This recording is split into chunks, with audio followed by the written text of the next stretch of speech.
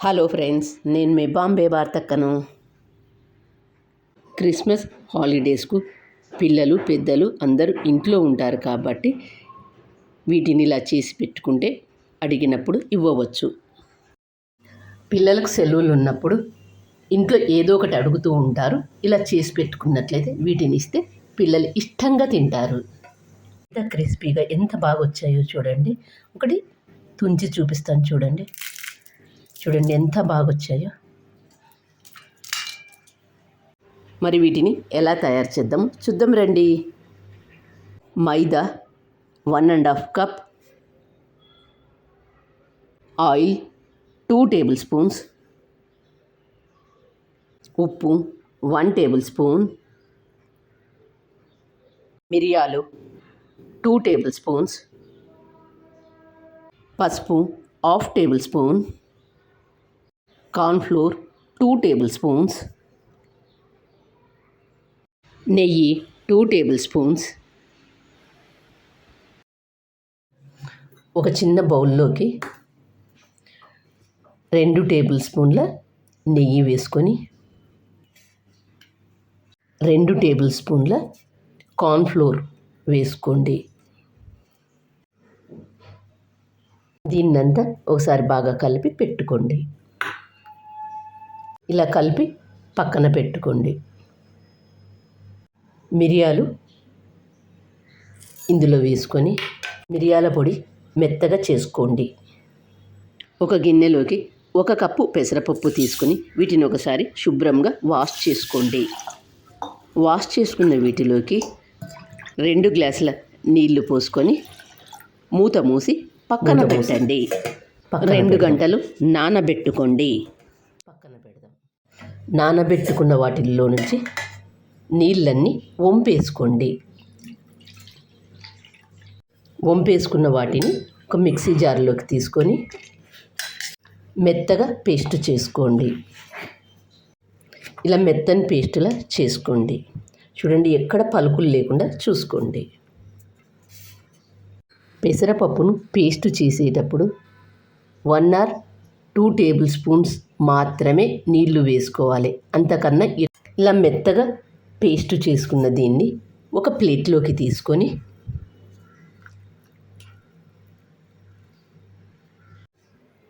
పసుపు, ఉప్పు, మిరియాల పొడి,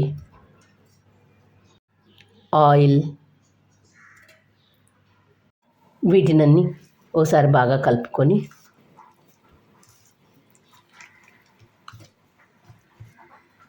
ఏ కప్పుతో అయితే పెసరపప్పు తీసుకున్నామో అదే కప్పుతో 1½ కప్ మైదా పిండి కొద్దిగా వేస్తూ కలుపుకోండి.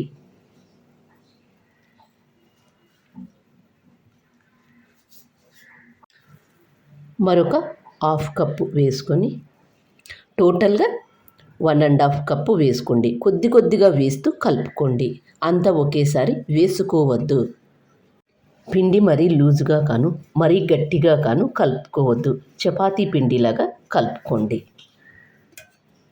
పిండి లూజుగా అనిపిస్తే కొద్దిగా మైదా పిండి వేసి కలుపుకోండి.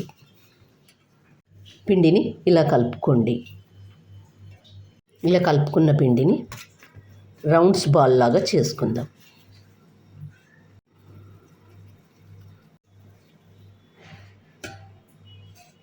రౌండ్గా చేసుకుని ఒక పిండి ముద్దను తీసుకొని పొడి పిండి చల్లుకొని దీన్ని నెమ్మదిగా చేసుకోండి.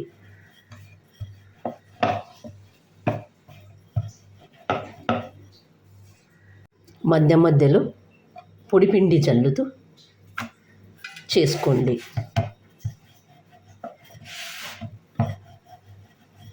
మరీ మందంగా కాను మరీ పల్చగా కాను చేసుకోవద్దు. ఇలా చేసుకోండి. ఇలా చేసుకున్న దాని మీద ముందుగా మనం కలిపి ఉంచుకున్న నెయ్యిలో కార్న్ఫ్లోర్ వేసి కలిపి ఉంచుకున్నాను చూడండి, దాన్ని దీని మీద అప్లై చేసుకోండి.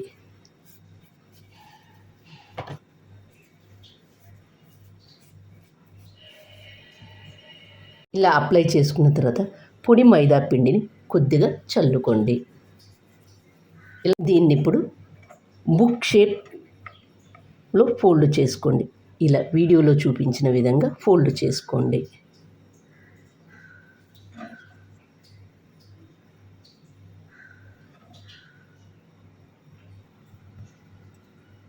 ఇలా చేసుకున్న దాన్ని కొద్దిగా ఇలా చేసుకోండి.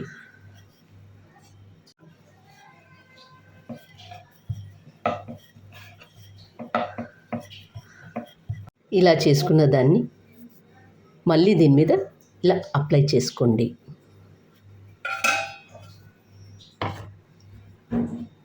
దీని మీద పొడి మైదా పిండి కొద్దిగా చల్లుకొని మళ్ళీ బుక్ షేప్లో ఫోల్డ్ చేసుకోండి.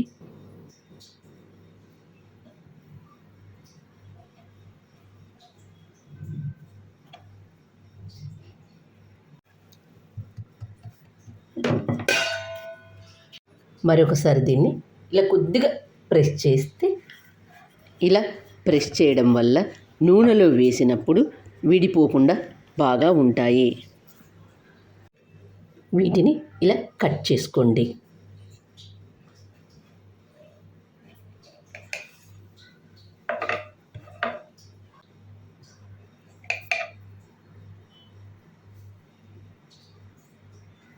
అలాగే మిగతా వాటన్నింటిని కూడా చేసుకోండి.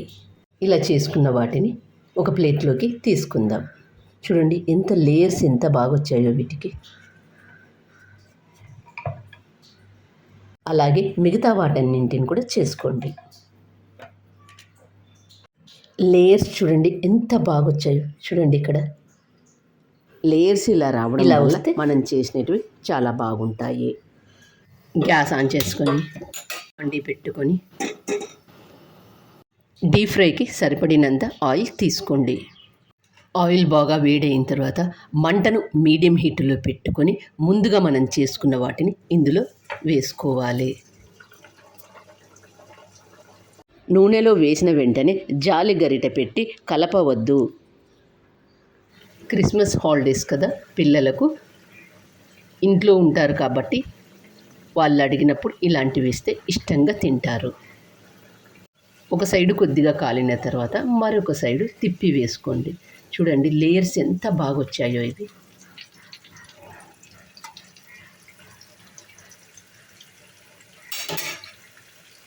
వీటిని ఒకసారి చేసి పెట్టుకుంటే 15 రోజులైనా నిల్వ ఉంటాయి. అలాగే మిగతా వాటిని కూడా వేసుకొని కాల్చుకోండి.